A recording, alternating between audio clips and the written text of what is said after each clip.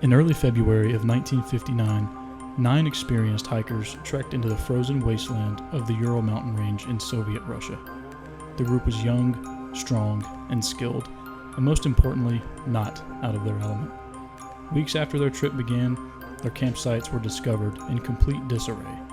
Their tent was torn open from the inside, their belongings untouched, and their bodies were scattered across the icy area, half-dressed, burned, and missing body parts.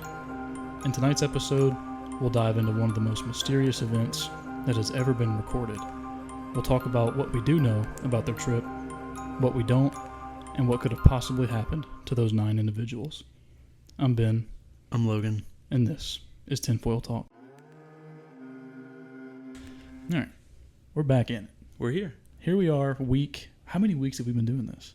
We've been doing this since like the end of May. Dang. 5 months? Holy shit. About? Yeah, I mean, that would make sense. Because we started with, it's now buried.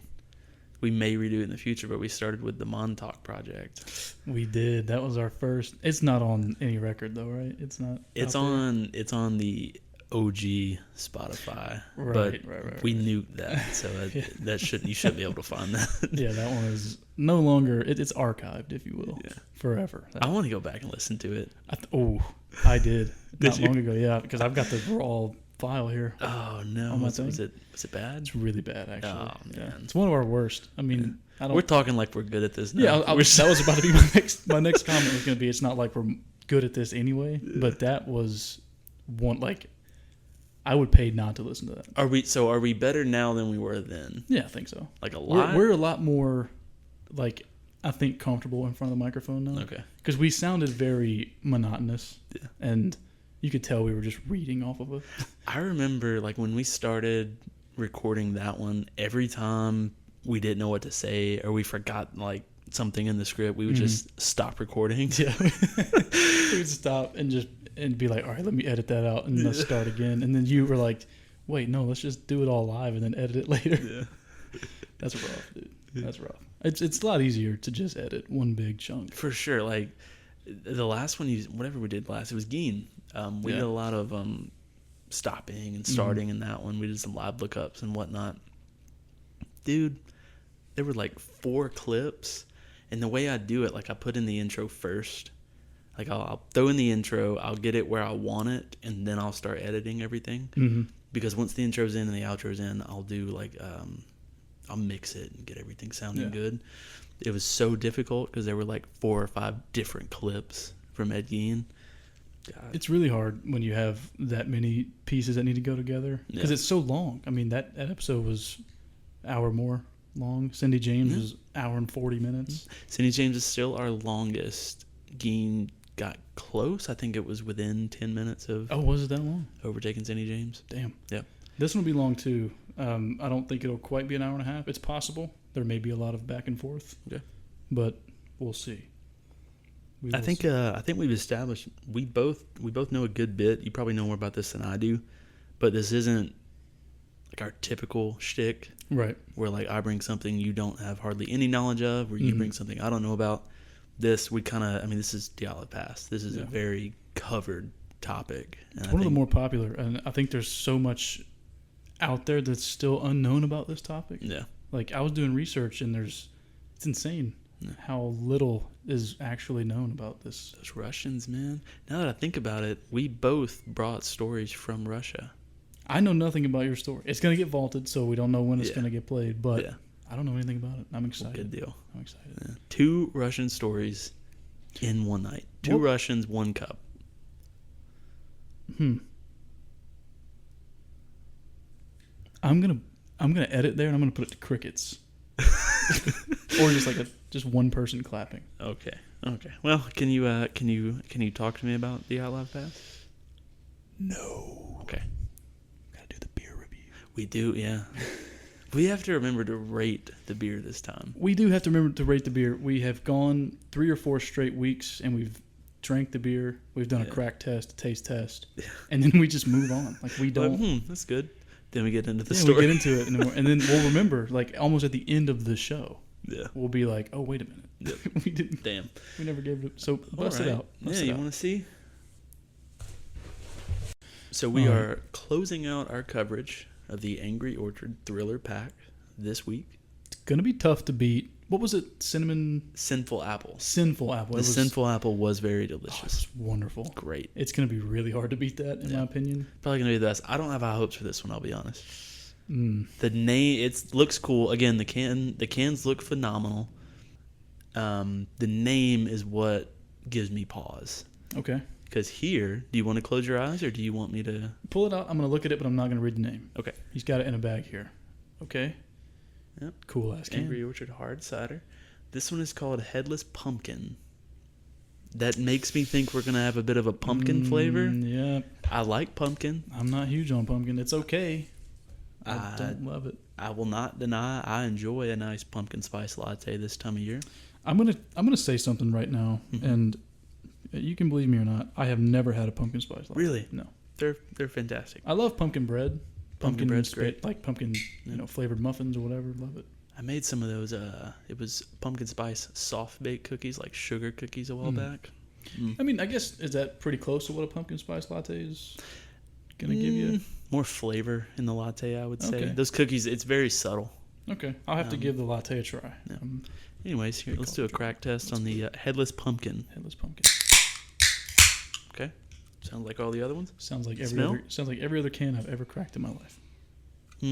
That smells like baby food.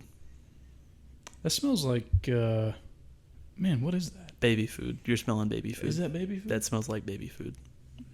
I don't want to do this. I'll let you go first, or you want me to go first? Go for it. You're looking like I'll you're do just- it. all I'll right, do it. I'm gonna go right after you.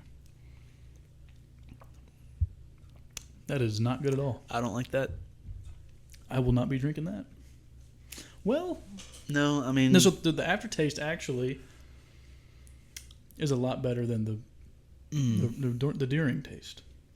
I'll drink it. I'm not gonna like it, but I'll drink it. I mean, This- we probably should.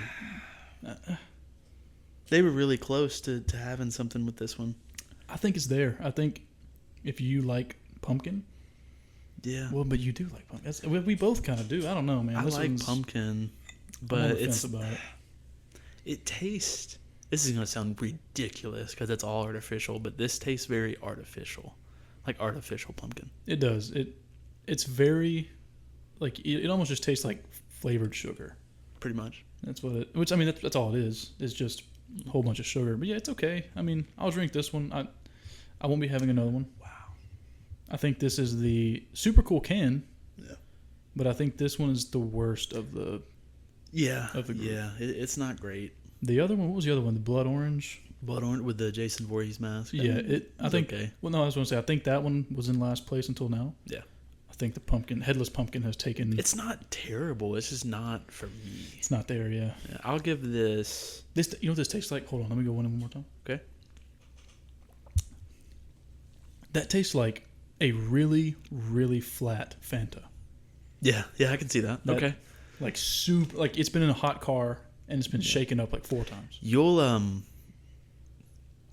a first-hand account here in a few months. This smells like Baby food? baby food. Interesting. I mean, that makes sense. It doesn't smell that great, to be honest. I'm going to give this a 4.8. I think it is just below. Wow. Yeah. I think it's just below an average tasting beverage. I'm gonna go 3.5. I think it's that bad. I don't like that at all. Okay. I'm not saying it's bad. It's not for me. Like I'm I sure don't know, man. someone out there would really enjoy this. 3.5. That's a this is bad. That's one of my lower ratings. Yeah, for sure. I mean, 4.8. I feel like we're both on the low end of our own range here. I don't typically go super low. Yeah.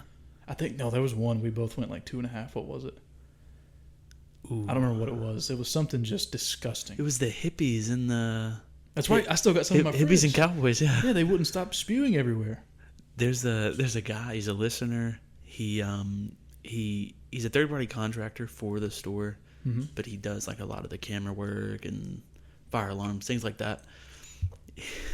The first episode he listened to, it was us reviewing Hippies and Cowboys. He was very disappointed because he said he really liked Hippies and Cowboys. What? Dude. We shit all over that beer.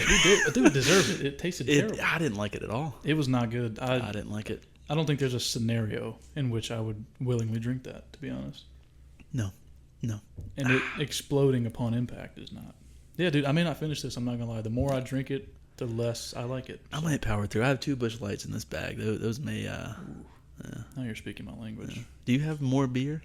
I do not. No more beer. No, I was man. going to bring more, but I assumed you had more in your fridge. I do not. I have not been on a beer run. That night that everybody came over a few weeks ago, we put most of it away. Wow. And I haven't. Yeah, man, I've been slacking. This is all we have. This is it. That's some of those hippies drinks in there. Nah, I'm good. Yeah, I think that's literally it. There's nothing else. Okay. Well, all right. You ready to get into this thing? Oh no, we rated it. Sorry, I was we did. I was making sure. We did. Just making sure because we shitty beer. Yep, not good. All 3 of the other variants in the box are way better. Get those. Anyways, so as I was saying, Dyatlov, please. Dyatlov Pass. A lot of this information at the beginning is just going to be background and filler stuff, just to kind of get a grasp of what's going on here. Okay, sounds good. All right. In 1959, a group of 10 experienced hikers and skiers were assembled to complete an expedition to cross the northern Ural mountain range in Sverdlovsk Oblast, Soviet Union. And I'm going to go ahead and preface this right now. There are going to be a lot of words and a lot of names in this read-through that I am going to butcher. So do we have 9 or 10 hikers? Because you put 9 in your intro. We will get to that. What do you mean? There's a reason. Okay. Just ride. Just take the ride with me, okay? Okay. The purpose of the expedition was for the group to each earn their Grade 3 hiking certification, which is the highest obtainable in the Soviet Union at this time, as each of the team had already attained their Grade 2 hiking certification. Each member of the group was either a student or recent graduate from the Ural Polytechnical Institute, and the leader was Igor Dyatlov. Dyatlov and his team meticulously planned the route with the ultimate goal of reaching the far northern regions of the Lozva River. They submitted their route to the Sverdlovsk City Route Commission, who applauded their work and approved their route. This city commission was a division of the Committee of Physical Culture and Sport and was responsible for planning recreational activity and any expeditions. On January 8th, 1959, the committee confirmed the group of 10 hikers with the following names listed. Again, I'm going to butcher this. These names are very difficult. You want me to read these? Are you more familiar with Russian name? No. Oh, okay. I can give it a go, though. You know what? Yeah, let's okay. take the reins here. So, of course, we have Igor Dyatlov. He was male, 23 years old. We have Yuri Durashenko, male, 21. Ludmila Dobinina, female, 20. Gorgi? Georgi? I went with Georgie. Georgie? I think Georgie. That sounds very American. I'm going to say... There's probably some slang to it. Yeah. All right, Georgie. Krivonashenko. I did look that one up. Okay. Male, 23. Alexander Koletnitov, male, 24. Zineda Kolmogorova, female, 22. Rustam Slobodin, male, 23. Nikolai Debo Brignoles, male, 23. They actually pronounce this one Simon, pretty sure. I think that's pronounced Simon. Okay. Zolotaryov, male, 38, and Yuri Yudin, male, 21. Now I want to make it clear that I did look up the pronunciation of each of these names, and I did my absolute best to familiarize myself with the pronunciation. I was unable to do so. Okay. So that looked fun. I think you did a wonderful job. I think you did much better than I would have done. Thanks. I practiced saying them out loud, and I definitely did not get through it the way you just got through it. So. It's not a great sign when we have their ages listed. Yeah. Makes me think something bad's going to happen to these guys. No, don't think that. Okay. We got a good ending coming. Okay. On the morning of January 25th, the group arrived at Ivdel, which is a town at the center of the Sverdlovsk region, by train. They then took a truck to the town of Vizhai, which is the last inhabited settlement in the northernmost part of the region, where they began to prepare for their journey. On January 28th, one of the members, Yuri Yudin, who was a 21-year-old male, began having knee and joint pain that became too unbearable to stand. Now, if you will remember, I mentioned in the intro that 9 hikers were found in the campsite or near the campsite, yet the group that was submitted to the committee was 10. This is because Yuri Yudin ends up changing his mind about taking the trip, which ultimately will save his life. Wow. Yeah. That's crazy. He, and I don't mention it much in here, but he apparently had a bunch of survivors killed. I mean, they're his friends. Of course, yeah. Like, this is a group of friends. So, Yeah. and he has a bunch of survivors killed, and it's really difficult. Like, I listened to I read a few translations of things he had to say after, because he lived a long life. I think he died when he was like 78. Okay. And, yeah. I'm sorry, when did this take place? 1959. Okay, so a good bit ago. Height of the Cold War. Yeah. Keep that in mind. Okay, I understand. Just, it's, it may not be relevant, just in the back of your mind as we go through some of the things that are found, things that are said, whatever. Keep in mind the secrecy that's probably taking place in the Russian government. Okay. This area, I've been on this game called Sky Cards, thanks to Peyton, our good buddy from Arise Fight Co. Shout out Peyton. Shout out Peyton. He got me on the game, and I've been spending a lot of time just going around the world. So what the game is, you catch planes that are flying in your vicinity. They have varying rarity, things like that. But you can go to different airports if you catch a plane that is going from point A to point B, and point B being, whichever airport. So if you catch a plane going to point B, you claim the airport, and then you can travel to that one and catch planes in that area. Interesting. This is not a sponsored segment, by the way. No, but I am intrigued by this. No. Interesting. But that being said, like, looking at the flight radar, there are like no planes over this portion of Russia. Yeah. Puts me in mind of a very desolate, like, Arctic Circle type, and we'll just devoid of life kind of place. We will also touch on some, at the time, what were testing sites, black book military testing sites. Like, we'll get there. But okay. All right. Yep. Sky Cards, look it up. Not much is actually known about the expedition itself, as it was rather short, and we only know what was found in the diaries, journals, and the cameras that were later found. According to the route book and journals, the group set out from their starting point in Vizhai and worked their way north to begin climbing. They arrived around the edge of the mountain highland area and began noting their food and equipment supply that would be used for the trip. It's here where they set their first camp and rested for the remainder of that first day and night. The next day, the hikers began to move through the pass that Dyatlov had planned. Their plan appeared to give 1 day's worth of hiking to cross the pass and set up camp for the following night on the opposite side. However, this did not happen. Due to worsening weather conditions, a surprise snowstorm, and their visibility decreasing quickly, the group accidentally deviated off the planned route and found themselves about a mile west of where they wanted to be, and on the side of a mountain slope. It was there where Dyatlov decided that they would set up camp on the slope instead of moving back down to flat ground that would have offered better shelter from the weather. Yuri Yudin, who was the hiker that backed out, later guessed that Dyatlov probably either didn't want to lose their forward progress and move back down the mountain, or he just simply wanted to gain experience camping on the slope in treacherous conditions. This is the last day the group can be confirmed alive. It's also worth noting that the mountain range they were scaling at the time was called Kholat Syakhl, which roughly translates in English to Death Mountain or the Mountain of Death. Damn. Take away the snowstorms and the freezing temperatures and camping on the side of a mountain slope. This sounds like a great time. Yeah, take away every not ideal thing in it. Every adverse condition. Yeah. Great time. Yeah, it sounds like a wonderful time. Camping. Yeah. Hiking 20 miles a day, making camp. Yeah. Sounds like a good time. Waking up, doing the same thing. Hey, you know what? We did that once. You remember how that went? Yeah, you guys checked it out. Well, we didn't. You guys. Yeah, you and Dylan. You were part of the... I was not. I was ready to stay a second night. You were part of the... That's not the true. Let's Leave vote. That's not true. We voted unanimously to get out. No, it was 2-1. I don't believe you. I was prepared. Let's go back in time and let's prove it. My toesies were warm. I was warm. Whatever. Dylan was in the middle, and he wanted to go. I don't know. I don't think I'm buying it.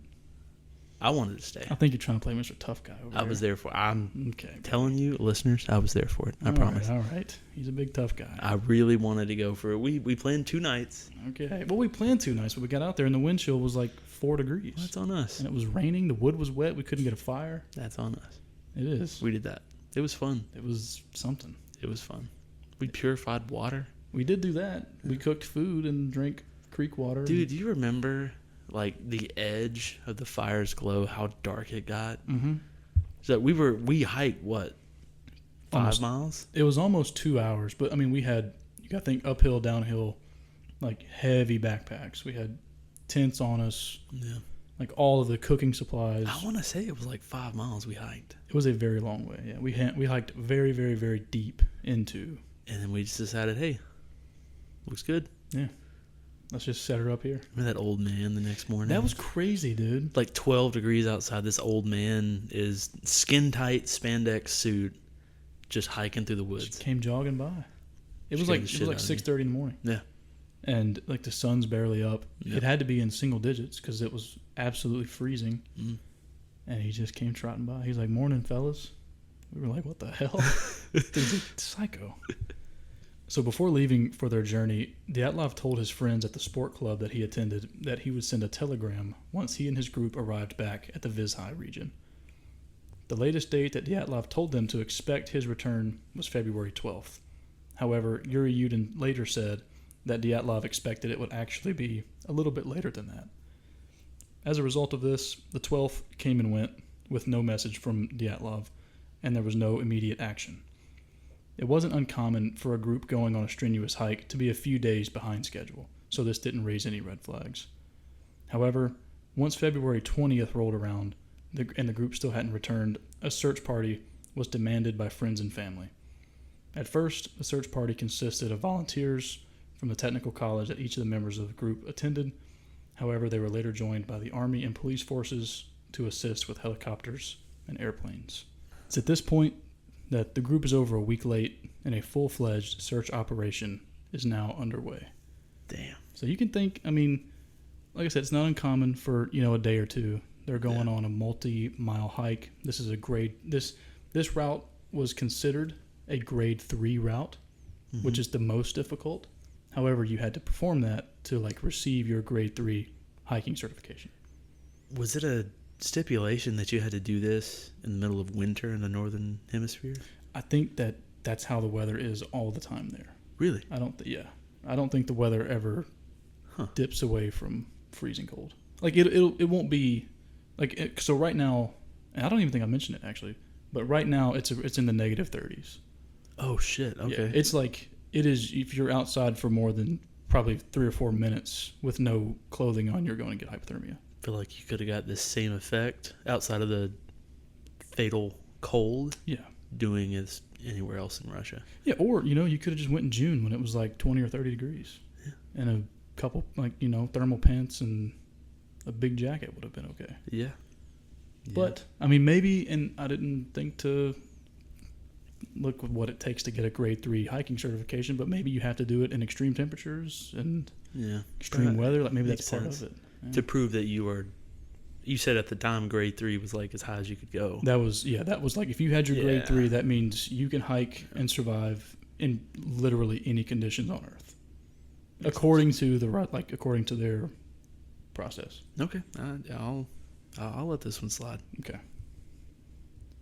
So the search party went on for about 6 days until about February 26th, when the search party eventually located the tent.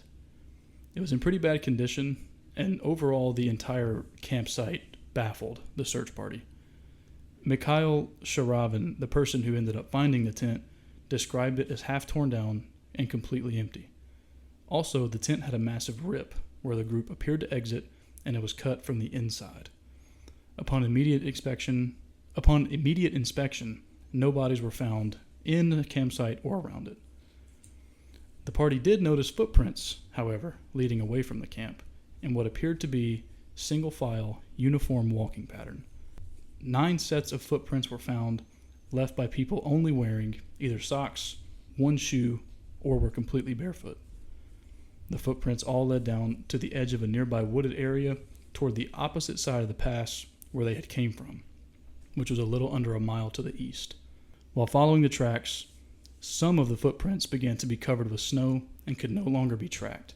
However, one set led to the remains of a small fire underneath a pine tree. At this location, they discovered the bodies of Yuri Doroshenko and Georgy Krivonashenko.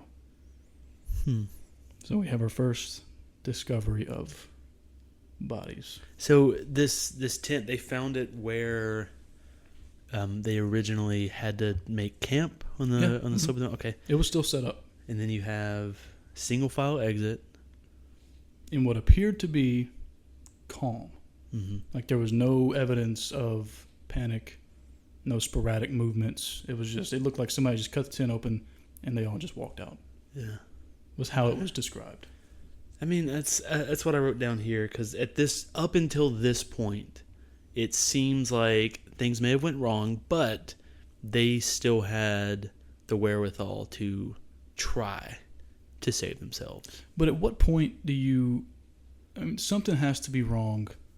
And I mean, we're going to get into a whole slew of things that are clearly wrong, but even knowing the information we know already, I don't think it would be as controversial if they all had shoes on.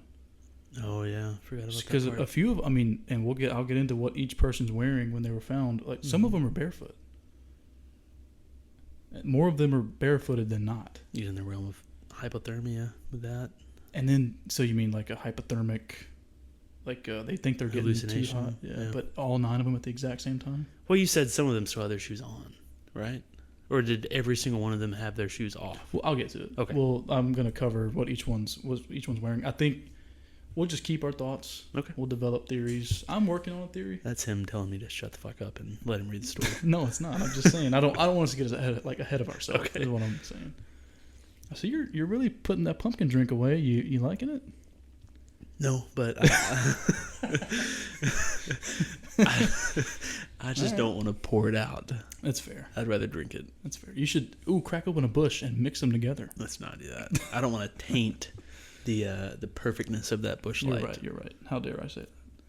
So the pair were found only wearing their underwear and were not wearing any shoes or socks. Doroshenko was found lying on his back, face up, had small burn marks on his legs and his feet, and had evidence of severe frostbite. Also, there were small traces of radiation found on his underwear and his skin. His cause of death was officially listed as hypothermia. Krivonashenko was also found on his back, lying face up and gripping a small branch in his right hand. He too had small burns on his legs and feet, but he also had blood around his mouth and on his face, as well as bite marks on his body that looked self-inflicted. To add to that, a piece of his knuckle was found in his own mouth. Investigators later found clothing that belonged to him, which was also found to contain radioactive contamination.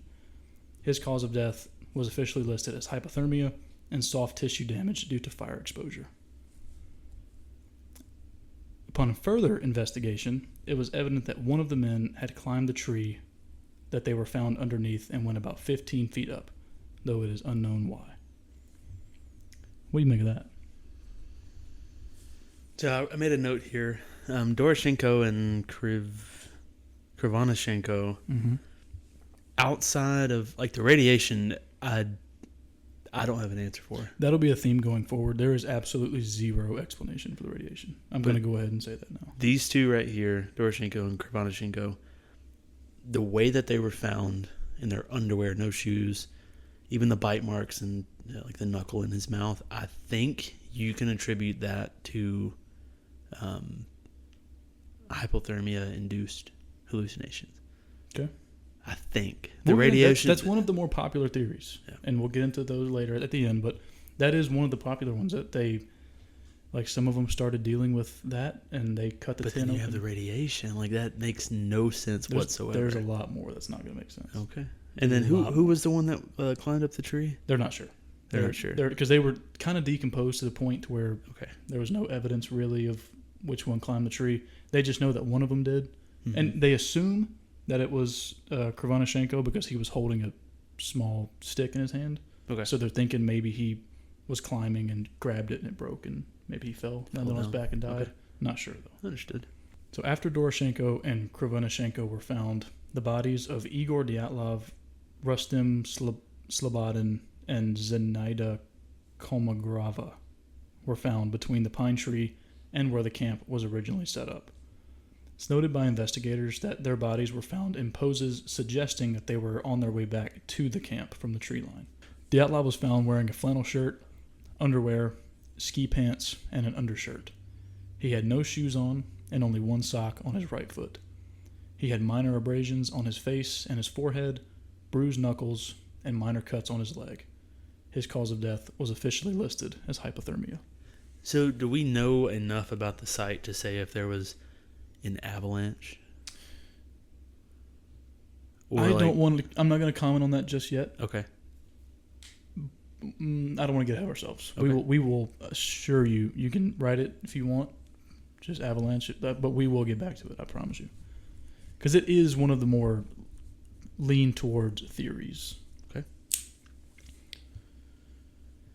Kolmogorova was found wearing 2 pairs of pants, a long sleeve shirt, a flannel shirt, a sweater, and a pair of socks, but no shoes. She had multiple cuts and bruises on her face, her hands. She had a broken nose and scratches on her arms and torso, and evidence of severe frostbite. She was found lying face down with her arms bent toward her face, suggesting she may have been shielding herself. Her cause of death was listed as hypothermia and physical trauma due to a fall or struggle from an unknown force. So again, really weird. They're cut up, they're bruised, she got a broken nose. It's like, there's evidence of a struggle, but at the same time, outside of just her body, there's no evidence of a struggle at all. There's no footprints, there's no blood, nothing. Yeah. She just looks beat up. So, and she froze to death. I've noted Krivoshenko, he was the one that had the self-inflicted bite wounds, and he had a bit of his knuckle in his mouth. Yep. Dyatlov and Zenaida Kolmogorova. Kolmogorova, yeah. Zenaida Kolmogorova. Both had trauma. Can we say that was self-inflicted, or was it very evident that something caused this trauma on their bodies? Well, it says like minor abrasions, so just think like little cuts. Okay. And like just fair bruising. You gotta think a too. Rough fall, maybe a rough fall. Maybe you've been trekking. Like, you've walked through a thick brush before. Okay. And you got just a couple cuts from a stray branch, maybe catching you on the cheek. Can't imagine many branches on a mountain slope, though. There's none. There's also no evidence they ever even went into the tree line. You noted they were on their way back from the pine tree to all the three campsite. of them looked like they just fell over on their way back to the tent from the tree line where we just found Doroshenko and Krivoshenko. So, okay, I'm piecing together something here. Okay. I want to lay it out now instead of trying to remember everything and saving it till the end. Okay. So all of them exited the tent towards the pine tree. They had their fire. This is where we lose Doroshenko and Krivoshenko. Those two made it all the way to the tree line underneath the pine tree. Yeah. Where at some point the two made a fire. It was a small fire, just enough for both of them, I would assume. Mm-hmm. And then the other 3 that we just found in between were on their way back. Don't know from where. Yeah. Well, see, what I'm thinking is, at this point, all five of these people had left the tent, went to the pine tree, they had their fire. Something happens here, hypothermia, whatever. We lose Doroshenko and Krivoshenko. They die by the fire. The 3 are on their way back whenever whatever happens to them happens. That's where That's where my mind goes right now. But then you got to think, what in the world happened to the first 2? Why are they why are they only in their underwear? As of right now, my mind goes towards hypothermia. The radiation I can't explain. I won't try to, but everything else points to hypothermia, in my opinion. So what you're suggesting is that all 9 of them are experiencing hypothermic hallucinations at the exact same time.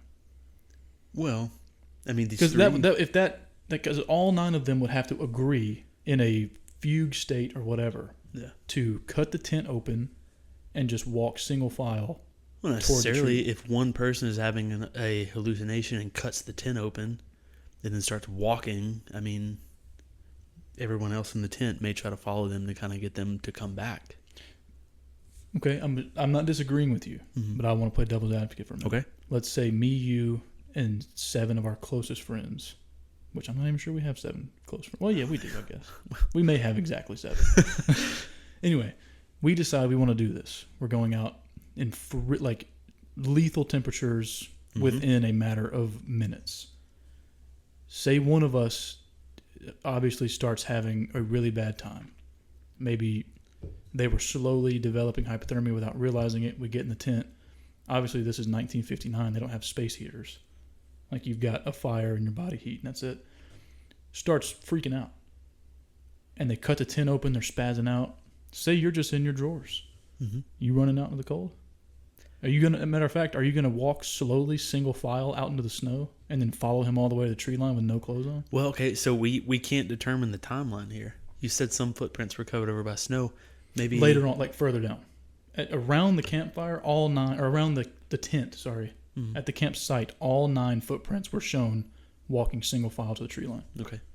I mean, maybe not in my underwear. I may throw on... I mean, you got to think they're probably sleeping in multiple layers. So if in my mind I'm like, okay, you've cut the tent open, you're in your underwear walking down a mountain slope in Russia, in Siberia, right? I'm already pretty layered. I may attempt to follow you out and be like, hey, the fuck are you doing? Like, get back in the tent. What are you doing? I may follow you down. I don't know how far the pine tree is from the tent. About 700 feet. 700 feet? Yeah. Perhaps. So it's far enough away to where 8 people should be able to wrangle that person back into the tent.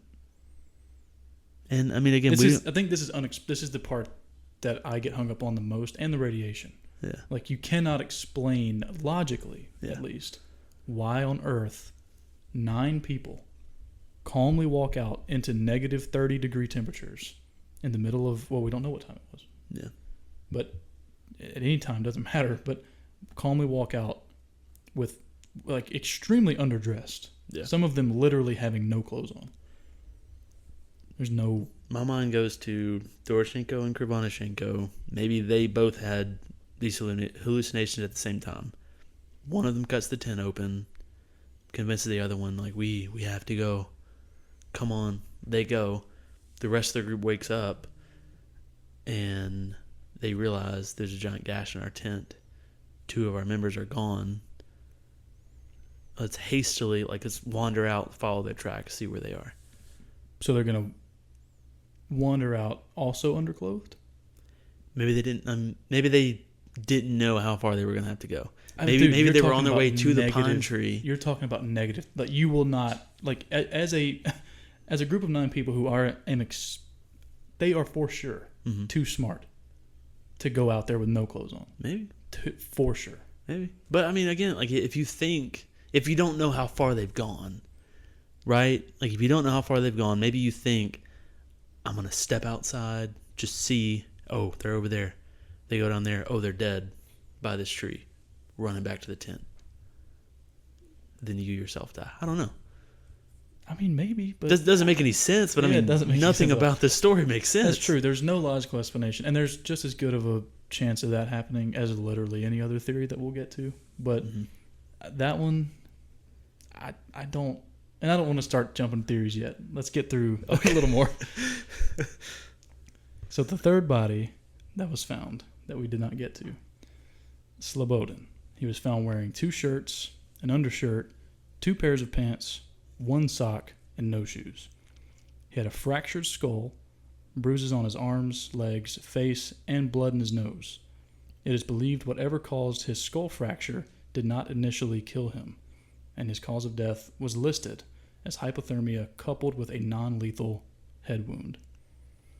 So at what point, in your theory, up until this point, does a head trauma injury happen to somebody who is just heading back to the tent? Not accounted for. I'll grant you that. I mean, I'm not trying to throw your theory under the bus. I'm really not. Yeah. I'm trying to piece together with you. Mm-hmm. How would you explain that part of it? I mean, doesn't make any sense. But if we have one person who we can definitively say had self-inflicted wounds. I mean, what if the head trauma is self-inflicted? It wasn't evident. They don't know how Right. they got the head trauma. Right. I mean, it wasn't. They said it did not appear to be like self-inflicted, but also it could not be confirmed, like 100% determined. Okay. So it's possible, but at the same time, if you ignore the radiation and the unexplained trauma, my theory makes perfect sense. we have not gotten to the other bodies yet. Okay. So we're gonna keep that theory. Well, so right now, my theory makes sense. No, if you ignore well, you can't ignore it. 2 key points of evidence, You cannot, because those are the 2 most key points. You have to consider them. W me. So at this point, 5 of the 9 hikers have been found, and investigators are left completely baffled. No sense can be made of the discovery of their bodies or of the campsite, and everybody's just kind of left wondering for a little bit. Now we'll fast forward nearly 3 months to May 4th of 1959, when the remaining 4 bodies are found. Alexander God damn, give me some help here. Alexander Kolevatov, yeah. Nikolai Thibaut Brignoles, Ludmila Dubinina. Ludmila, what'd I say? I don't know. I know it's pronounced Ludmila because of the girl on the Chernobyl HBO series. Oh, okay. There was a wonderful there. series. Oh my goodness, God. dude. I wish they would do something similar for Dyatlov. It may not be as good. I mean, that we know a lot about Chernobyl these days. That's why they did the series. that Chernobyl series, honestly, God. might 10 be out one of of the 10. greatest like mini series I've ever watched in my life. So good. It was phenomenal. So It good. was wonderful. Anyway, we need to cover that. We should. I almost did, but I decided to go with Kramatorsk. Okay, we'll put that on the back burner. Ludmila Dubinina and Simon Zolotaryov were found underneath 13 feet of snow in a ravine 75 feet further into the woods beyond the pine tree where the first 2 were discovered. Initially, the snow covered their location and their footprints when the first search party went out, and some of it had melted since then, thus exposing their location by the time this search party reached them. Okay. So now I'll kind of touch on the conditions of the 4 remaining hikers when they were found. Alexander Kolevatov was found wearing a long-sleeve shirt, a sweater, ski pants, and cotton undergarments. He was also noted to be wearing Ludmila's fur coat and part of Georgie's sweater. He was found with his neck deformed, likely due to the pressure of the snow above them. His eyebrows were missing, and he had frostbite and soft tissue decomposition all over his body. His cause of death was officially listed as hypothermia, with possible contribution from snow compression. It is thought that at some point, whenever they were in the ravine, that snow fell on them. Okay. However, again, can't be confirmed because when they found them, there was no snow on them. Okay. So. Nikolai Thibaut Brignoles was found wearing an undershirt, a wool shirt, ski pants, 1 sock, and no shoes. He had a severe skull fracture that completely depressed the right side of his head. According to experts, his head injury was consistent with massive blunt force trauma equivalent to something you'd see in a car crash. He had no other cuts or external bruising, and his cause of death was listed as instantaneous and rapid massive head trauma. So, okay, would a fall into a 75-foot ravine fracture your skull in that way? There would almost certainly be, if you fell 75 feet, there would be other evidence. Okay. Like, it wouldn't just be your head. But, I mean, they know he did fall 75 feet because he was at the bottom of this ravine, correct? Well, all 4 of them were down there. Okay. I don't think it was evident that they fell. It's just that they were down there. I don't think they can determine, because at this point, I mean, they found him 3 months later. There's heavy decomposition. It's just his skull was literally, like, crushed. Okay, so, I mean, you're saying either they fell down there accidentally or It's possible. something threw them down the ravine. Well, they also could have purposely just, like, entered the ravine. For what, though? I have no idea. Do you have to, like, rappel down this? Do we know the... Not sure. Not I mean, sure. all I saw was that it would be possible because I mean they went down there to them. I mean, I'm assuming it's possible to go down into this ravine, and I imagine that these again, you got to think these are expert, like very experienced hikers and skiers in this, so they understand that. Hey guys, if we go down that ravine, we gotta have a way up. Okay, so just to recap that little segment there. Okay. The head trauma was the only sort of trauma to whomever had the skull fracture there? Right. It was like there was no evidence that they actually fell down there. Right. Okay. None. So I mean, you would think if you fall 75 feet, that is a long ways to fall. For sure. And if you fell directly onto your head, your neck would be broken. So there's no, like, his neck didn't break. He had not a single other scratch on him. All he had was the massive He had head a trauma. humongous hole in his head, and that was Okay. it. Okay. As far as I could tell, or as far as I found. Mercy killing, maybe? It's possible. And we'll get into the coroner's report later about how that possible, how that injury could have happened. But Okay. as for Ludmila Dubinina, she was found wearing Krivonashenko's sweater and Yuri Doroshenko's ski pants. She was also wearing a checkered shirt, insulated underwear, a fur coat, socks, and no shoes. She had major chest fractures, and her 2nd through 10th ribs were crushed on both sides of her chest. And she was missing her tongue, her eyes, and her lips. It was also discovered that she had blood in her stomach, which indicated to experts that her tongue was removed while she was still alive. Her cause of death was from complications due to her chest trauma. Now then, her tongue being cut out while she's still alive is a hotly debated topic. Cannot be confirmed. However, it's just suggested, considering that she had blood in her stomach. Yeah.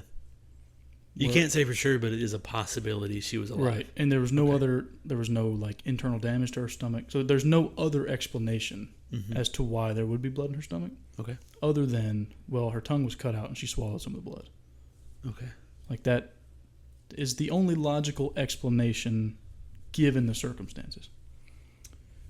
So finally, the 9th member of the group, Simon Zolotaryov, he was found wearing 2 shirts, 2 sweaters, a military jacket, 2 pairs of pants, a fur hat, 2 pairs of socks, and a pair of felt boots.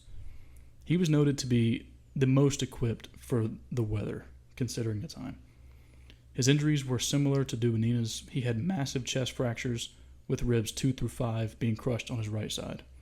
He was missing both of his eyes, but he had no external bruising or wounds.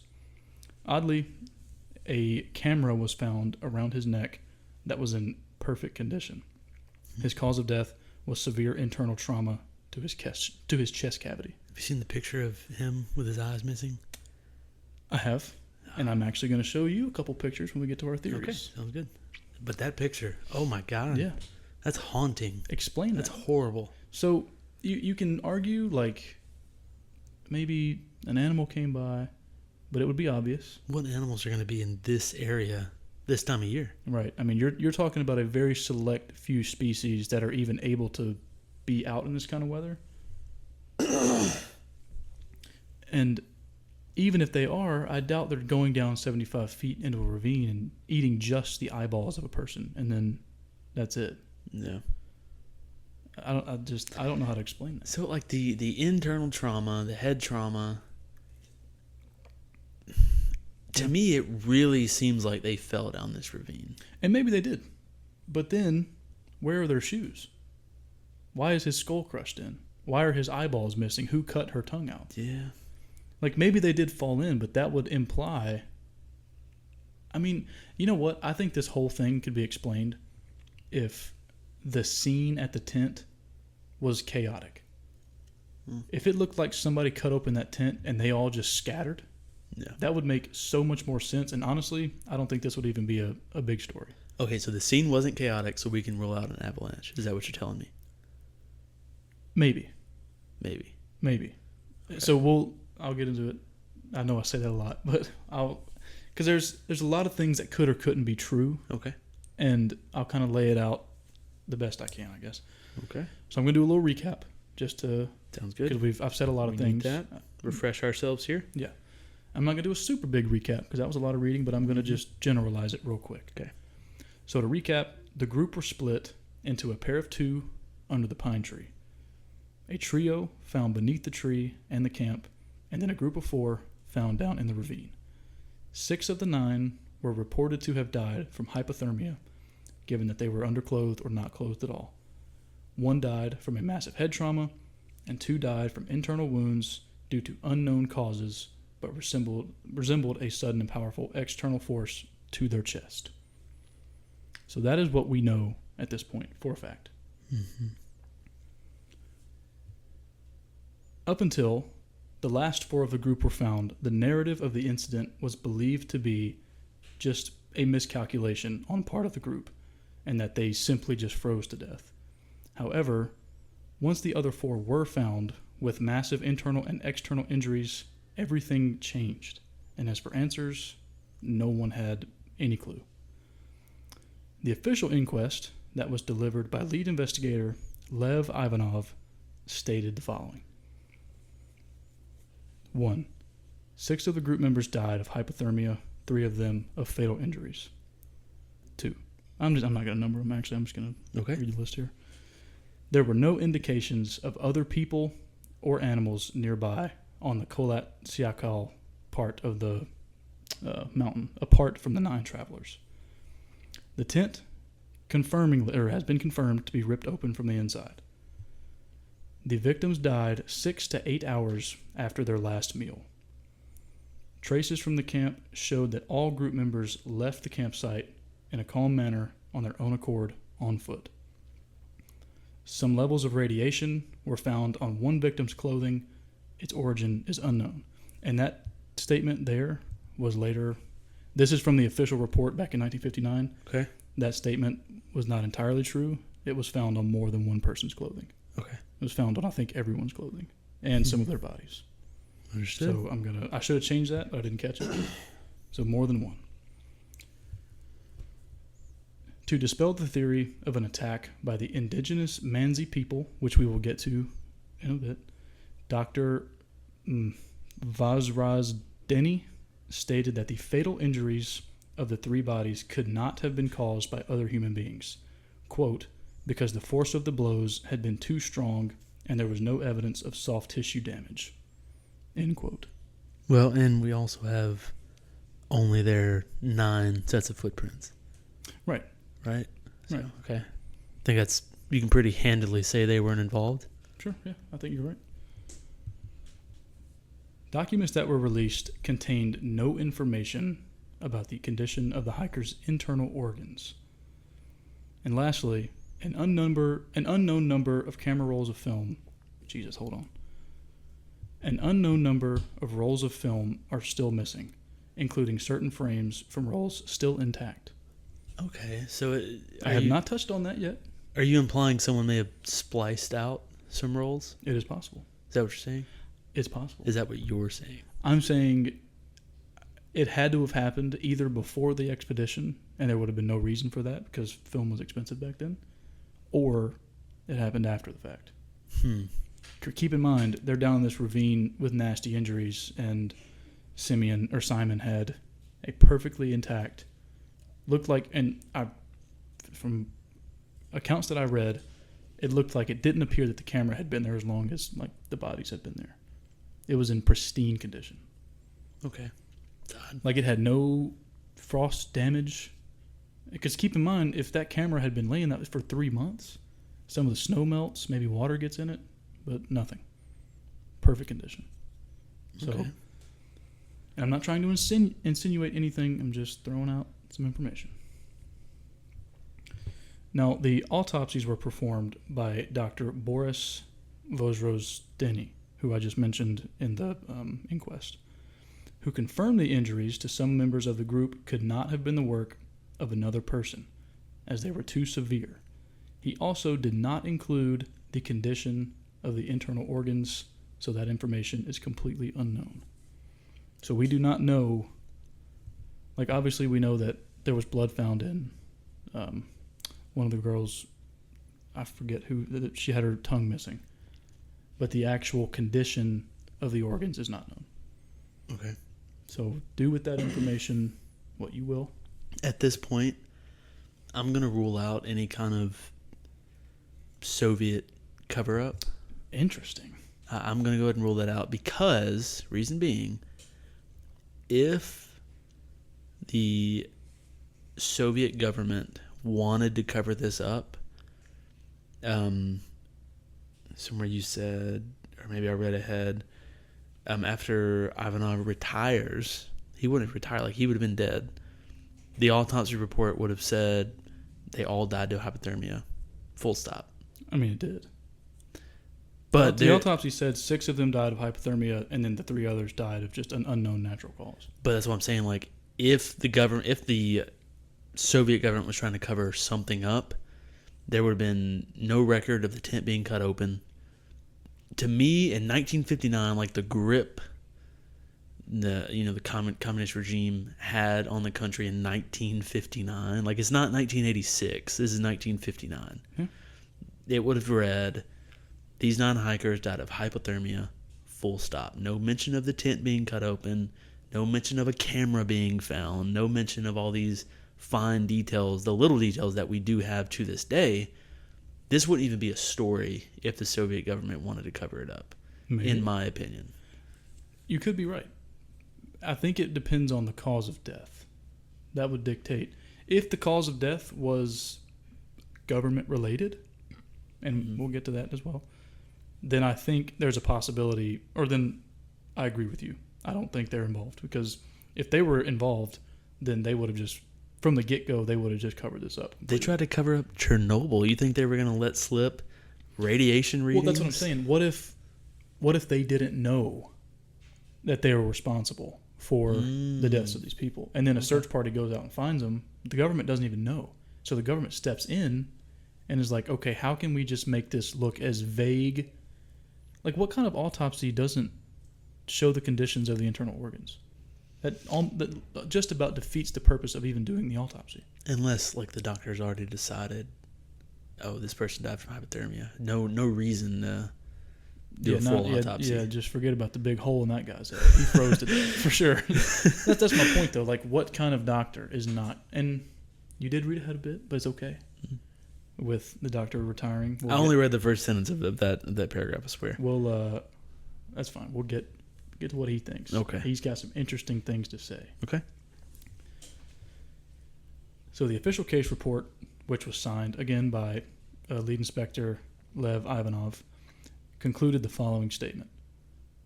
The cause of death of the hikers was an unknown compelling force, which the group was unable to overcome. Could not be more vague. It could not be. That is the absolute most vague thing I think has ever been stated. Like, it doesn't say, like, physical force. The force we're talking about here could have been the cold. Like, for all we know. Force is quite literally is an umbrella for, like, everything ever. Yeah. Could have been a Yeti. Could have been the cold. That, like, you can take away whatever you want to from what he just said. It could have been quite literally anything. Yeah. Yeah. What the hell? Yep. Later on in the 1990s, when Ivanov retired, he gave a few interviews where he stated he had been ordered by people far above him. Quote, I was to remove any mention of fireballs, which were unknown aerial phenomena that were observed near the site, end quote.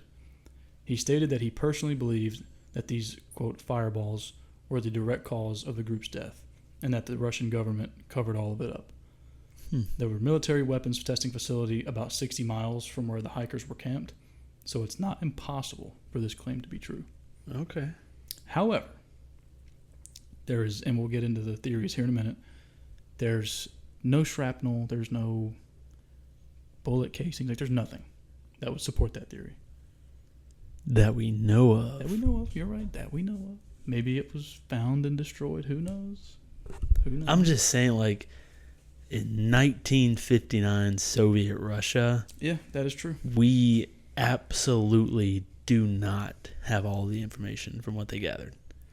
That is true. That, I think, is a guarantee. Oh, absolutely. Like, we don't even have close. Like, we'll never know the full story. Yeah. I don't think we're even getting 10% of the story. Something extremely bizarre happened that day, And the story, unless somebody literally witnessed it happen, will never come to light. To me, like all of this, you could say natural causes for pretty much everything until you factor in the radiation. I don't think you can say natural causes for a lot of this. I think you can. Because like if we say an avalanche rolled down the mountain, because at this point we haven't established the exact situation in the camp itself. Right.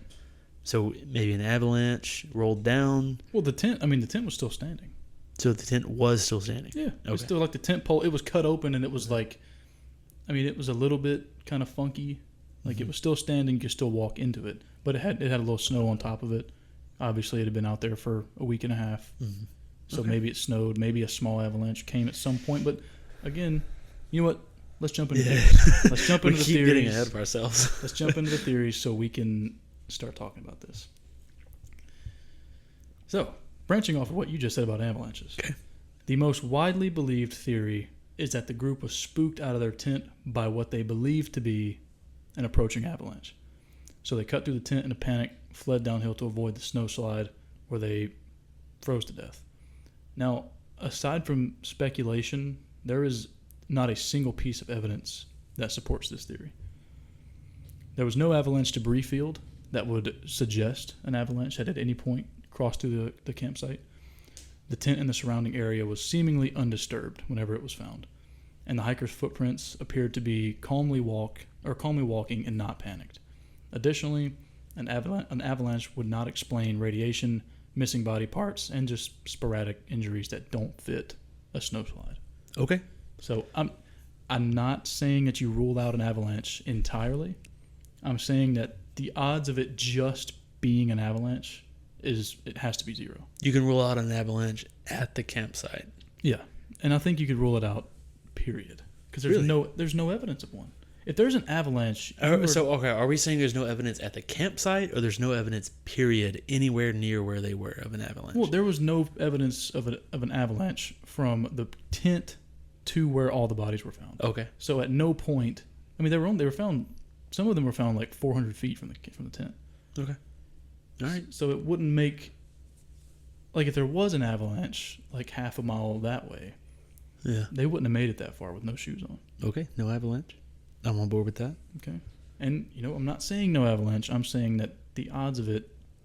Well, I mean, if there's no evidence a week and a half later, I think you can confidently say there was no avalanche. I think you can too. I don't believe the avalanche theory. I'm not sure I don't think why. it's a crazy stretch. I'm not sure why it's the most commonly believed, to be honest. It explains absolutely nothing, and maybe people are just going with it because they don't want to think about it. I'm not sure. Now, so part of the theory was they believed there was going to be an avalanche. Right. So there may have never been the threat of one. Maybe they heard a rumbling. They're experienced hikers. I'm sure they can spot an avalanche. 100%. Maybe they were wrong this time. Caused them to leave the tent in a panic. You're out exposed to the elements. They didn't leave the tent in a panic. Huh? They didn't leave the tent in a panic. Well, they left okay. calmly. Yeah. In any case, like if you detect if you perceive the threat of an avalanche, and then you leave the tent. If you're leaving calmly, why? Yeah. If you're leaving calmly, why are you ripping the tent open? We're going to be asking more questions, and we're going to have answers at the end of this. Okay. I think I've got a little bit of a theory, and it's kind of like a combination of a few of these things, but there's no answer, to be honest. All right. Well, let's talk about more theories. So a few of these, honestly, are going to be kind of silly, but Okay. these are the most common theories I found. Because, you have a story as bizarre as this, you're going to have bizarre theories. So another one was an event of katabatic wind. I've heard of these. This theory is really dumb. We touched on this with the Dark Watchers. Yes. Now, katabatic wind is very real, and it happens a lot in steep mountain ranges. So they're downsloping wind gusts that move down the side of a slope of a mountain at speeds usually exceeding 100 miles an hour. These winds are very common for the area, and they create loud, violent pressure waves that are noted to be terrifying and very destructive. Mm-hmm. Sometimes they can be mistaken for avalanches because it's kind of got that rumble kind of sound at first if they're far enough away. However, again, no evidence to support this, especially considering the tent was still standing a 100-mile-per-hour wind is going to blow over a tent. The tent's gone. For sure. Yeah. And if so, if a wind did hit the tent, say that they're all sitting here trying to hold on to it, and wind cuts the whole. It's not. I'm not. Yeah. That make a lot of sense. No. I think the only plausible effect from this theory is that it contributed to their belief that an avalanche was coming. Yeah, and again, like I said earlier, if they had all left the tent, because the way they determined that there was no panicked leaving was like they would measure, like were they walking, like the distance between their footsteps. So there's some science behind this. They didn't just look at the footsteps. And they weren't just like, they were just chilling. So they know they were walking. They were not running away. It is confirmed. Okay. That they calmly, well, you can't really say calmly, but you can say for a fact that they walked because their strides were so short. Okay. Like they saw where their feet were picking up, kicking the snow. Like there was legitimate investigation that went into it. Makes sense. Because it's a huge piece of it. If they're panicked and they're long strides, people are running, snow's kicked up everywhere, more than likely something spooked them. All right. So catabonic winds, stupid theory. If you believe that, you are stupid yourself. Oh my goodness. What if some of our listeners think that's what that theory was? I can't help you, man. Okay. That doesn't make any sense whatsoever. All Logan's talk. I don't mean that at all. I think you're all wonderful and smart. He just winked at me. I did not. He did. Swear by it. What's the next theory? Yeah, exactly. So another theory that many believe is that the group was attacked by a local indigenous tribe known as the Mansi people. The mountain where the group was camped was considered to be Mansi territory. And I'm saying, quote, Mansi territory. Obviously, it was territory of the Russian government, but the Mansi people lived there. And many believed the group was staying there, or that the group was attacked for staying there without permission. However, the Mansi people were extremely helpful during the search and rescue operation, and obviously there was no rescue, but rescuing the bodies. And they had no history of violence towards outside people. Additionally, there were no extra sets of footprints found at the time, and no defensive wounds on the hikers. The Mansi people were immediately cleared of any involvement by Russian police. Yeah, that's fair. If we only have like the 9 sets of footprints, you can't even really say that anybody else was there. Something else I think is weird, and some of the hikers' shoes were never found. So I mentioned because I think all of them except for the older gentleman, Simon, everybody else was barefoot. Some people had on socks, but most people were barefoot. Some of the shoes were found in the tent. Some of the shoes were found around the campsite. But some of I think there were multiple shoes and maybe a whole pair of shoes that were never found. So that kind of gives me like the involvement of something or somebody.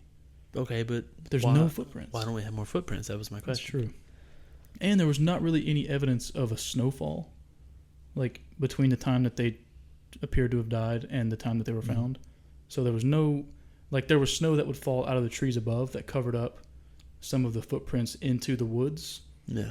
And there were like animal tracks and stuff. But out in the open where their footprints were found next to the tent, like there was no evidence of snowfall. So nobody's tracks would have been covered up. Okay, so we know that they all had to have experienced some type of hypothermic hallucination. I think we can say that because despite all the other evidence we have, all of them were not properly dressed for that extreme cold. Yeah. Is that fair to say? It is. Okay. So, if you're out there at negative 30 degrees, you're talking minutes, like hypothermia is setting in. So, that being said, we can also prove that they were acting very erratically. Who's to say they did something that we just would have no knowledge of with their shoes? You know what I mean? Yeah. Like maybe they're walking down to the pine tree. They're thinking, I got to throw my shoes. And their shoes are 30 yards that way. Well, some of the snow prints were barefoot prints, though. Are you meaning like they carry their shoes with them? Like they got their shoes in their hands? Okay. Oh, hey, I'm throwing my shoe for no reason. We can't say that didn't happen. Yeah, you can't put yourself in their position because we're not experiencing hypothermic hallucination. Exactly. So maybe, you could absolutely be right. I have no idea. But we know again that we know they were acting erratically. Yes. So we cannot just say everything was going to be very thought out. I wouldn't say they were acting erratically. I would say they were acting very strange. Because I feel like erratic would kind of insinuate a panic or maybe a... Necessarily. I get, maybe I don't understand what the word erratic fully means. I mean, just right now, if I decided I want to go to the fridge and get another beer, right? Okay. Normally, I'm getting up, walking out there, getting a beer from the fridge. Right. Erratic, someone will correct me, but erratic to me, if I'm acting erratically, I'm going to get up, I'm going to walk out on the hallway, I'm going to do 3 front flips, I'm going to walk out on the front yard, then I'm going to go to the fridge, get my beer, and then come and sit back down. That's erratic. Yeah, that would be pretty bizarre. It's erratic behavior. Yeah, I would say it is. Yeah. That's what I'm getting at. Okay. We know that despite all the injuries, they were not in the right frame of mind for their situation. Either that, and then the only other thing that I could really pin this to is they were being forced to do what they were doing. But again, there's no other evidence of anybody else being present. Yeah. Because say we found one other set of footprints. Mm-hmm. You could chalk this up to one person with a gun. One person with a gun shows up, goes, cut open your tent, every one of you single file, walk toward the tree line right now. And then he takes their clothes from them, he takes their shoes, punches them in the face, maybe he hits a guy over the head with a big rock. Who knows? All of this that we're saying right now, to me, pretty much says we're dealing with hypothermic hallucinations. I don't think so. I think it does. I don't think so at all. It doesn't explain maybe not that alone. 80% of what's happened here. Maybe not that alone, but hallucinations caused by hypothermia had a big role in what we're seeing with this story. Then explain the injuries. So if that is your theory, explain the injuries. So I think we just don't have the details for the 3 down in the ravine, the 4 in the ravine. Yeah. Mm-hmm. To me, the massive internal trauma, that, let's call a spade. To me, that seems like they fell down the ravine. That's how they got their injuries, and then they were compressed by the snow. Okay. What about the people? So that, in theory, that would make sense. However, that was disproved. How was it disproved? Well, the doctor, he said, with having that, massive of a head injury, there would be other evidence supporting, because like you said, that injury could not have been caused by another person. The injury, the crushing was too significant to be caused by another human being. Now you have to take that man's word for what he's saying and to believe that is true. Yeah. Also, if he fell 75 feet down a ravine onto his head or whatever, there would be other signs. Something would have broke. You don't crush your skull to the point that it kills you without another injury being present. Yeah. I mean, but we know who somewhere in this outline, you said the coroner was told to omit parts of his report. No, he did. He wasn't told to, but he did. Okay, he did. So who's to say all he did was leave in the massive head? We'll zero in on this one guy. He left in the massive head trauma. He left out the broken neck or the broken clavicles or whatever else. It's possible, but he wasn't the only one. There were other people involved. That would, at that point, you're gonna have to convince multiple people. I just didn't mention the other people involved in the. Yeah. All time. There were assistants and other doctors and things. Okay. Because there was 9 bodies, so they needed more than one person. But I think your theory makes a little sense with and it's on the list here. We'll get to it in a minute. The hypothermic hallucinations. But again, it doesn't explain the injuries. Doesn't explain why the woman's tongue was cut out. Yeah. Doesn't explain why his eyes are missing. Doesn't explain why there's radiation. Doesn't explain why there's clothes are mixed and matched and most people aren't wearing clothes at all. I think the two things that so the mix and match clothes. Maybe that. Yeah, maybe let's save until the end. Let's get through these theories. Okay. we could talk about this for the rest of the night. It's going to be a tug of war forever. Yeah. We'll never know.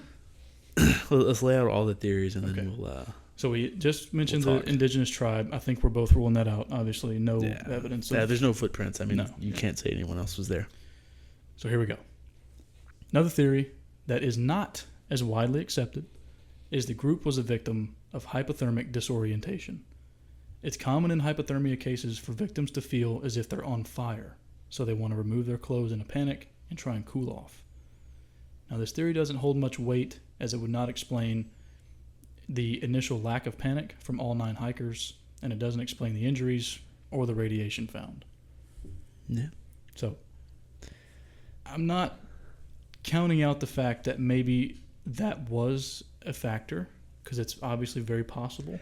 And maybe this led to something else. I'm not saying like the hallucinations were like the only thing that happened. I'm saying like hypothermia was the major contributing factor to whatever else happened. And maybe it was, but it's not like we're talking about 9 people who have never hiked before. We're talking about 9 people who are the absolute most experienced you can possibly be. Yeah. And they're going for the top level certification. But hike all you want, you spend 5 minutes in negative 30-degree weather. I mean, you're going to get hypothermia. And if we were talking about maybe 2 people, or maybe even a group of 3, I'd be like, you know what, maybe you're right. Maybe all 3 of them just fucked up. Yeah. We're talking about 9 people. Again, negative 30 degrees. If you're not properly clothed and equipped for this, You're right. It's going to set in. And but that doesn't lead, I don't think that leads to 9 people. There's just no way. I think it does. And again, I'm not saying the hypothermia is why all these people died. Okay. I'm saying that was the fuse to whatever else happened. I don't have the full answer. I think you're right in a sense of you're saying that it was kind of like the catalyst. Yeah. Somebody, maybe one person is dealing with it. Maybe it's the middle of the night. Mm-hmm. Maybe he's in a panic, cuts the tent open because he's hot. He walks out. He's like, oh, nice, I'm cold. And then he just walks off. And you said most of them died 6 to 8 hours after their last meal. So that puts you in the middle of the night. They don't know when they last ate, though. They might have ate lunch. They might have just eaten breakfast. It could be any time. That's true.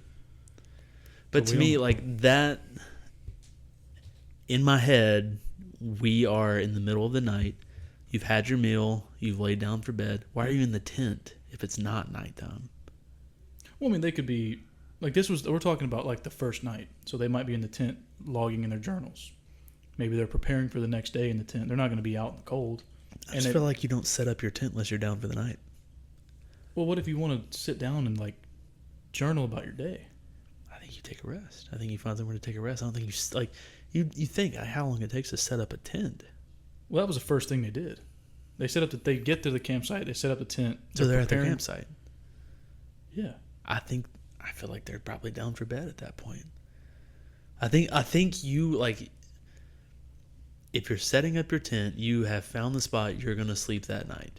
You set up your tent, you journal, you do whatever, you have your meal, and then you prepare for bed. You're in bed. But we don't know the timeline. You're right. Yeah, I'm not saying like what you just said, that could have happened at 1 p.m. They might have set up the tent and laid down to rest, and we don't know because we don't have any data. Like there wasn't much journaling done. But like me personally, I don't. I feel like this is in the middle of the night.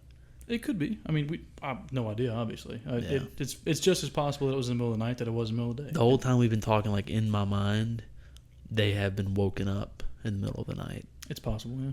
I mean, that would make the most... If they were not clothed initially, like upon leaving the tent, but even that doesn't make sense. They would always be clothed. No. Because it's not going to be warm in the tent. We would know. Yeah. Like, would you have slept in your underwear that night? Hell no. No. Cold or not, much warmer there than it was here. And we're talking about almost 40 degrees warmer. Yeah. Where we were. And we struggled. Yeah. So now we'll get to the theory of what lead investigator Lev Ivanov exposed later in his life, which is the theory that the military was testing black book weapons near where the group was set up. There isn't any concrete evidence of this theory. However, according to Ivanov, there are classified military documents that prove the existence of off-the-books training sessions very close to where the group was hiking. This would possibly explain the radiation, the burns, the broken bones, and the tissue damage. However, it doesn't really explain why the tent was cut open from the inside. despite a calm walk out of the tent, and no evidence of shrapnel was found in search of the campsite or on the bodies or near the bodies of any of the hikers. So I think maybe the Russian government was, and maybe this happened, but they couldn't have went in and cleaned the site without leaving evidence of cleaning the site. Or they did, and they made the report say the only footprints there were from the night hikers. That is absolutely possible, and it is a very widely accepted conspiracy theory. Obviously, it's nothing that will ever be proved, and the government will never come forward and be like, "All right, guys, we did it." But it's very possible. I mean, you tell a group of investigators that, hey, if you mention the fact that you found other footprints in your report, or if you tell anybody, we will kill you. That I would have kept my mouth shut. For sure. I'd been like, okay, you got it. Only 9 sets of footprints. See, like we're not playing with a full deck because the Soviet government at the time removed some cards for us. Exactly. Maybe. And I think it's pretty safe to say they did. I think so. My theory. Well, you know what? Let me get to the last one. Okay. The last one, personally, is my favorite. Quit reading ahead. Okay. All right.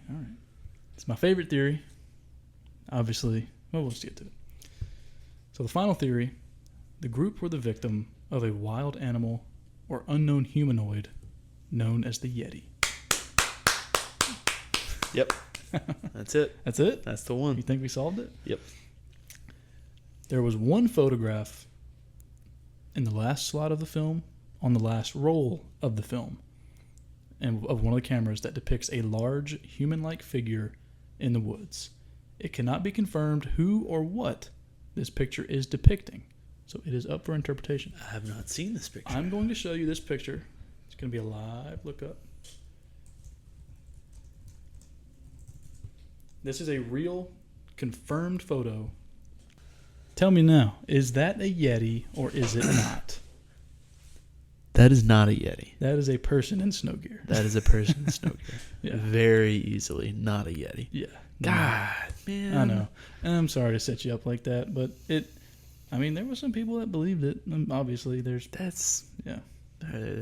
is the most infamous picture, though. I'm really surprised you haven't seen that. I haven't seen that one. Yeah. I've really only seen the one of the guy with his eyes out. So keep in mind, too, certain rolls of film were missing, and certain pieces of some of the rolls were missing from some of the rolls. So if you're talking about government cover-up, I personally think that is the most logical thing, to be honest. But let me wrap up, final paragraph here, and then we will discuss what we think. We'll get into our final thoughts, if you will. So, again, before we get into our theories, I'd like to lay out all of the high points one more time. 9 very experienced hikers in the wilderness set up camp. At some point, something happens. The tent is cut open from the inside, and the group calmly exits the tent, walks towards a tree line, some only wearing underwear and no shoes. 2 of them die underneath the pine tree. 3 of them die halfway between the pine tree and going back toward the tent. 4 die in a ravine that was about 13 feet deep, roughly 75 feet into the tree line. I think you've been misunderstood this whole time. Maybe. The ravine is only 13 feet deep. I think I've been misunderstood too. I thought you said 75 feet. It was 75 feet from the tree line. The ravine itself was 13 feet deep. Okay, so okay. All right. I think I may have read that wrong. I knew that. And quite certain you said the ravine was 75 feet deep. I think I did. So that's a major fuck up. Okay. However, it was 13 feet deep. This doesn't change my theory. So makes a lot more sense that they traversed their way down there to get away from the elements. Yes. Okay.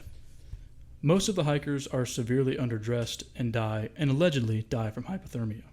Others have major injuries that resemble a car crash, yet no explanation of these injuries. Radiation is detected on multiple articles of clothing and some on the hikers' bodies. Some of the members are missing their eyes, lips, their tongue. There are no other footprints, no signs of a struggle, missing rolls of film, and zero explanation for any of it.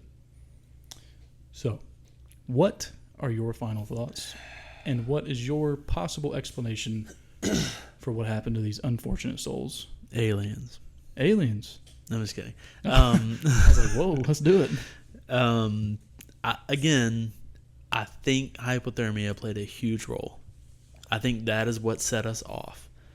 As far as government involvement, I think we can pretty handily say the Yeti or the Mansi people were not involved. Right, yeah. I think we can say that. As far as like secret military testing nearby, probably. I mean, it's a good guess. We would never know about it. Right. Well, we'll never know regardless of you're right. But that specifically, that would have been buried in 1959. 100%. Again, the lead investigator, the coroner, anyone involved, the search party, they would have said, if you tell anyone, that this is assuming there was shrapnel, there was evidence of other people there, they would have said, if you tell anyone what you've seen here, not only are we going to kill you, we're going to kill everyone you know. This is not getting out. Yeah. That's what I think. That being said, we won't know. Like, I mean, but what do you like if you were yeah. to put money on a theory? Like, what do you think? Like, I know you don't know. I don't know. Like, I don't know either. But I have a theory of what I think happened. Let me hear yours, and I'll give you mine. I think the government absolutely covered this up. Mm-hmm. I think Ivanov coming forward later on in his life, he's 70 years old at this point. We're talking about the collapse of the Soviet Union at this point. He doesn't care. I mean, he's 78 years old. He doesn't care if they kill him. Like, he's like, whatever. I'm exposing this. Mm-hmm. He came forward. He said there was black site, weapons testing. It got out of hand. It killed these people. And the Russian government absolutely covered it up and staged it to make it look like. Yeah. That's why they left the reports were super vague. The description of the campsites were super vague. Yeah. I mean, I'm on board with that. I think this all started with hypothermia setting in. I don't think it did. I think this stemmed from. So, all right, what I think happened. Maybe a weapon goes off, and I don't know. Maybe the government is going to try and find a missing piece of something. I don't know. Yeah. Or maybe the government's just trekking through the woods, and they're looking for people. They come across a tent. They're like, whoever's in there, cut the tent open, step out slowly. Do not make any sudden movements. But would they have said cut the tent open? Like, I think they would have just said, to avoid suspicion, they would have said, this is the Russian military, come out of the tent now. Maybe so. Maybe it was dark. Maybe they couldn't find the zipper. Who knows? Yeah. Maybe, so this tent, I don't know how, maybe it didn't have a zipper. Maybe you had to tie it. Maybe they're like, I'm not waiting for you to untie it. Cut it open and walk out slowly. But walk straight to the tree line? I don't know. There's no explanation. I feel like if the Soviet government was involved, they got involved in the middle of this group dealing with hypothermia from 1, 2, maybe 3 members. Maybe so, but man, I think the odds of more than one person dealing with hypothermic, like anything like that, the odds of more than one person, that is so slim. Yeah. The odds of one, maybe one person just underprepared, and again, these are professionals. But we have evidence of people slowly developing hypothermia, in my opinion. Because we have people collecting the clothing from other people. Maybe they collected the clothing after they died.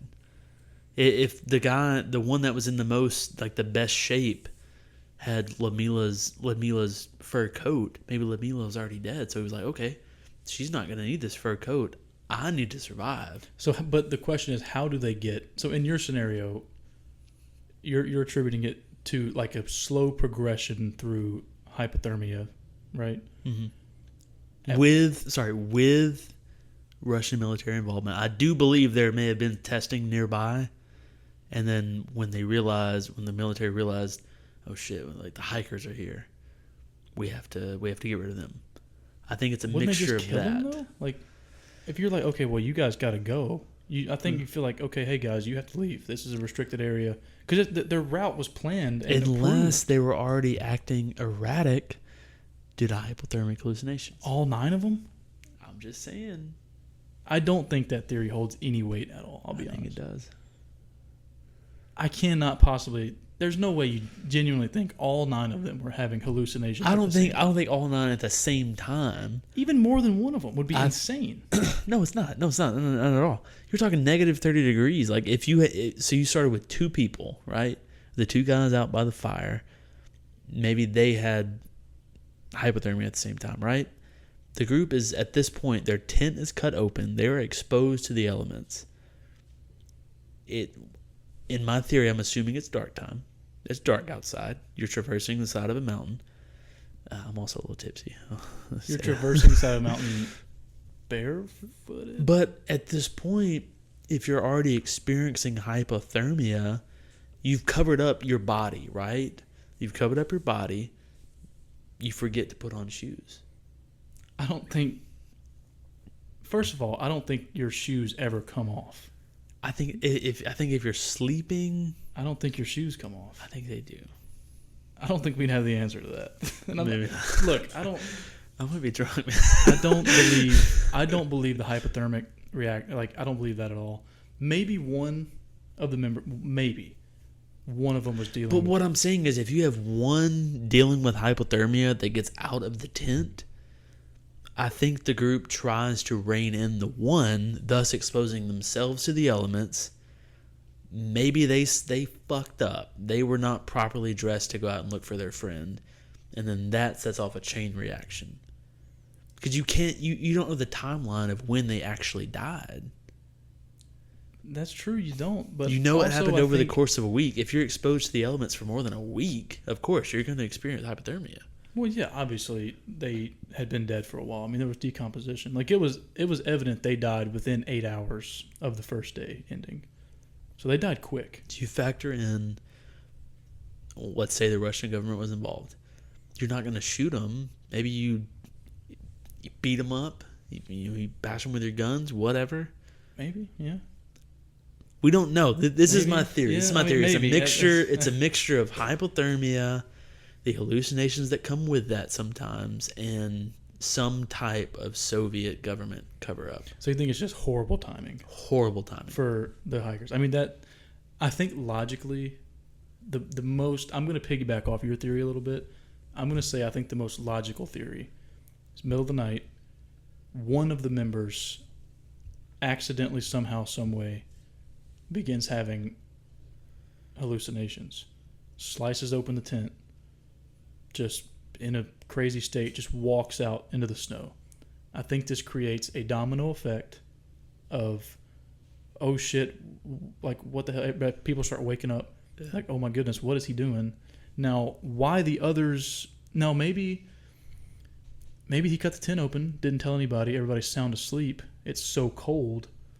They start getting hypothermia in their sleep, and they don't even know it. That's what I'm saying. They wake up, and now you're waking up, and you just start hallucinating. You're like, oh, shit, I got to get out of here. Because, again, we don't have a timeline of when they left the tent. Like, yeah, that's true. Maybe one person left the tent, went to make a fire, or just wandered off, and then the second person, so on and so forth, everybody else is still asleep inside the tent.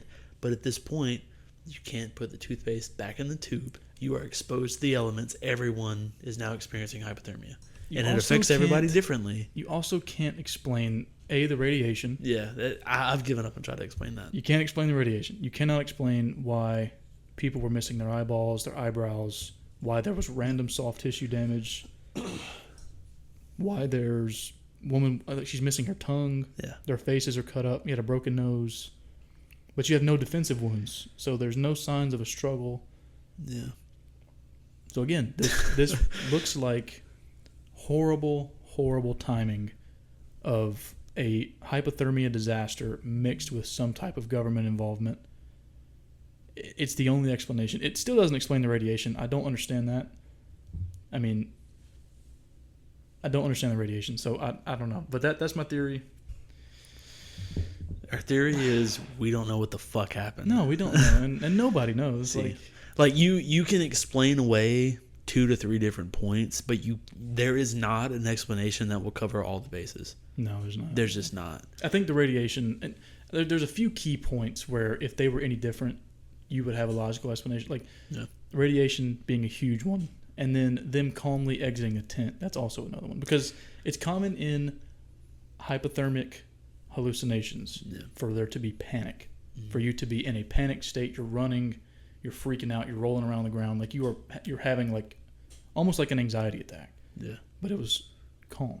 So, okay, I'm going to backtrack on my own theory a little bit here. Okay. If the government was involved, there would be zero mention of radiation whatsoever. It's true. Like that would not, even like a small amount, that would not have made it out, even to a coroner. Even, I'm thinking, even if it was government involvement, I think they would have just had the coroner just sweep it. They're like, hey, you mark all 9 of these as hypothermia. That's what I'm saying. I said that earlier. Like, you have no choice. There's not even a mystery at that point. Yeah, it's just like, it's a tragic hiking accident. They all died from hypothermia. End of discussion. Yeah. I don't know, man. This one's really, really bizarre. It's very difficult to understand. There's also, and I don't know. My theory is I'm getting fired up for this one, man. Yeah, I told you, man. It's good. It's good. I don't have an answer. Like, hypothermia played a role for sure, in my opinion. I think that's indisputable.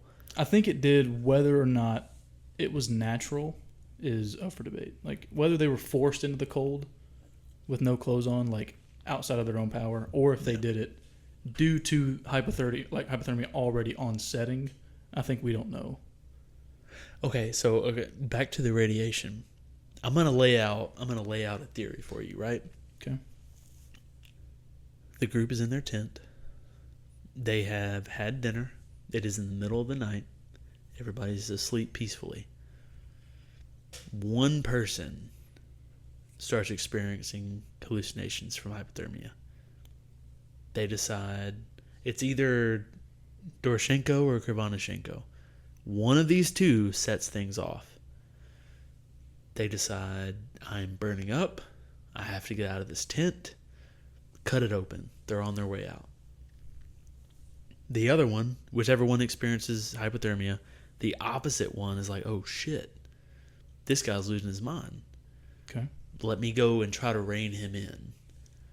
They walk over to the tree line. He's following. Whichever one is following the other one. Hey, relax. I'm going to get us a fire going, then I'm going to go get everybody else. Calm down. Sit here next to the fire. Relax. Goes and gets everybody else. But he never went back. Can we say that for sure? Yeah. We can say that for sure. The only 3 sets of footprints that were heading back toward the tent, no one ever made it back to the tent. Okay. Only 3 were so the 3 that died halfway back. Okay. It also, I want to know where in this theory one of them climbs the tree. Hold on. Okay. I'm getting there. Okay. I'm getting there. So, maybe one was already climbing up the tree. Why? And then hypothermia. He's having a hallucination. Okay. So he's just having. Okay. Hey. Okay. No questions. I'm not laughing at your theory. I'm laying out my theory. No questions. I'm not laughing at the theory. I'm just no questions. So okay. Funny image. His buddy is now climbing a pine tree, right? Okay. I do the same for you. I hope you do the same for me. If you're climbing a pine tree in negative 30-degree weather, I'm gonna try to rein you in. Right. Yeah. Okay. So I go over there. I get this fire going. I'm like, okay, we're here. I'm gonna try to warm him up. Then we'll get back to the tent. Around this time, the rest of the group wakes up. They all go over, right? 3 decide to stay. 3 decide to go back to the tent. At this time, the Russian military is conducting an experiment somewhere nearby. They're irradiated by this experiment, all 9 of the hikers. Maybe not even at this point, just through the course of their travels, they're irradiated. The government is like, oh, hey, take out those 3 right now. Like, they cannot know what we're doing. Take them out. The 2 by the fire are already long gone. They're already. What do you mean take them out? There was no. Get rid of them. Beat them up. Whatever. Let me get my theory out. Hold on. But they weren't beat though. Like they had trauma. One of them had a broken nose. They had trauma. The other 2 did not. Okay, but subdue them. Leave them there to die. Let me get to my theory. Hold on. Dang, that would suck. Yeah, that's what I'm saying. That would suck. That's what I'm saying. Being forced to freeze to death. Yep. Okay, so the 3 that are on their way back, they get intercepted by the Russian military.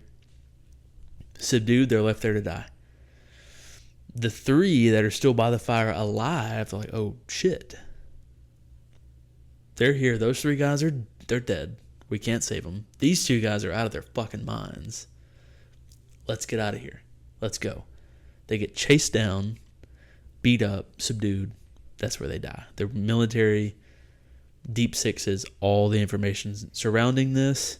They forget or they don't know that these 9 have been irradiated. So that part is overlooked in the coroner's report. The coroner's report already got it out. It's public knowledge. They're like, oh, it's crazy mystery. We'll never know what happened. So, okay. You care if I poke a hole or two? Poke all the holes you want. Okay. The injury to one of the men's head that was not possible to be done by a human being. How did that happen? Okay, so without there being any soft tissue damage anywhere else in his body. Okay. We got that information from the coroner. Right. From a Soviet coroner. The Soviets also said the RBMK reactor at Chernobyl could not melt down. It is physically impossible. So, we now know sometimes Soviet era officials just be saying shit like that. Maybe. So what do you think happened to his head then? Huh? What do you think happened to his head? I mean, I think a Russian soldier just took his gun, knocked him out. Zeppy got him like right there in the temple, where it's at its weakest, and I think it caved in his head. They threw him down the ravine, hoping nobody would find them. Snow fell on top of him. Took him a little while longer. Right? Yeah, almost 3 months. It was 2.5 months later when they were found. Think it was some type of combination of hypothermia and a government cover-up from the Soviets. Yeah, I think you're right. I think there's still a couple holes. For sure. Of things. It's a working theory. I'll grant you that. I would say of the theories that I've put together so far, I think that one makes as much sense as we can make of this situation. I think that one makes the most sense. We're reeling him in, folks. We're reeling him in. That one, because there's no other logical explanation. There's no logical explanation. Like for what you're saying, does it make sense? Sure. Is it logical? No. Because if one person gets hypothermia and starts hallucinating, the rest of the group isn't going to go after them in no clothing. Like they're going to put their clothes on, then they are going to go after him. Uh-huh. Even if there's 2, they're going to suit up because they know if we go out there with no clothes on, we are going to be victim of the same thing they are currently dealing with. Again, in my theory, one person sets this off. One person is already having hallucinations. He's left the tent, exposing the others who are still asleep at this point. Maybe, yeah. To the elements. I think what needs to be understood by us, 2 things. Is it possible for someone to begin developing hypothermia to the point where you hallucinate in your sleep? I'm ignorant to that. Like, I don't know how long it takes for I know hypothermia in minutes, yeah. In minutes. But hallucinations specifically, how long does that take to set in? Second thing, and it's the one thing that I still cannot wrap my mind around. Why did they calmly exit the tent? I don't understand why. Because if they all started hallucinating, there would have been a panic. Yeah. Like, they would have been acting crazy as hell. I mean, if one of them was climbing a tree, I don't think they were all just going to calmly walk down the tree line. But, again, in my theory, that's 75 feet away. That's at night. You don't know he's climbing a tree. Maybe his buddy walks over there. He's like, hey, man, come down from the tree. Let me get us a fire going. Let's try to diffuse this situation. Maybe. I mean, I can't say yes or no. I mean, there's no definitive explanation. There's not. I think I solved it. Personally. I think you're close.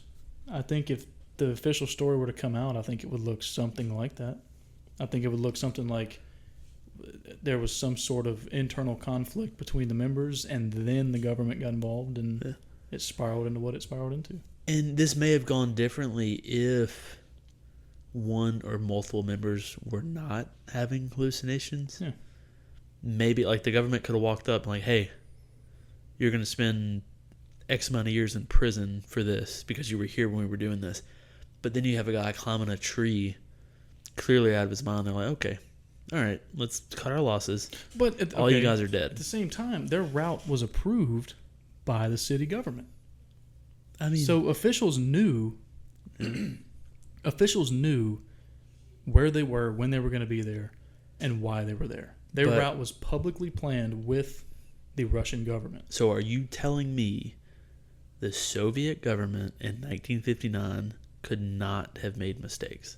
No, no. What I'm saying is the Russian government and Russian military knew exactly where a group of people were going to be and when they were going to be there, in the middle of nowhere.